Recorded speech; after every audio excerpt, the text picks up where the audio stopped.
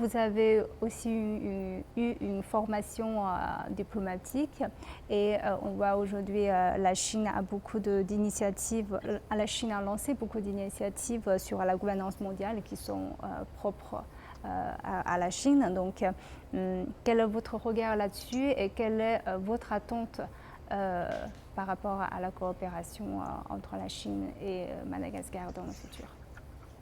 Je pense que l'avenir est encore long. C'est pour ça qu'on va faire des projets.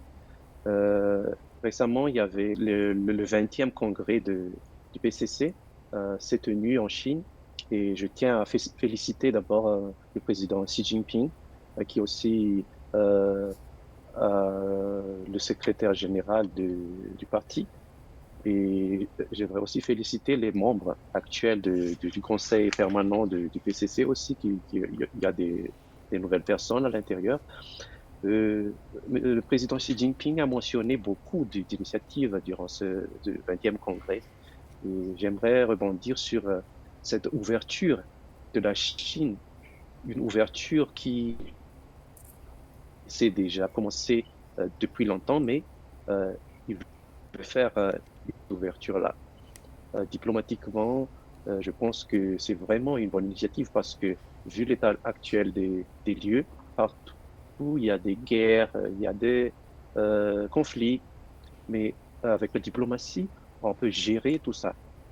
Si on s'ouvre bien diplomatiquement, on se communique bien, on pose les balises, on, les règles du jeu, quoi. On se partage les règles du jeu et comment euh, nous allons faire pour perdurer et améliorer la vie de nos peuples. Et je pense que la politique de la Chine est vraiment centrée dans le peuple chinois parce que euh, leur quotidien, c'est la source des idées des autorités. Par exemple, dans tout, ils regardent la vie quotidienne des Chinois et s'ils aperçoivent que, il y a quelque chose qui manque ici, comment améliorer ça, il y a des problèmes là-bas, comme ça, ils donnent des solutions correspondant à ce problème-là. Et c'est pour ça que les efforts du PCC, à mon avis, est vraiment centré au peuple chinois. Et à part cela, bon, il y a aussi ce concept de destin commun. Euh, Vu que nous sommes tous humains, même s'il y a des autres pays, on est tous des humains sur cette planète. Donc, la Chine prévoit aussi de partager cette vision avec tout le reste du monde parce que nous sommes tous des êtres humains. Donc, avoir des bonnes relations diplomatiques et avancer ensemble, vu que on est tous rattachés quelque part. Par exemple, il y a des investissements chinois dans d'autres pays.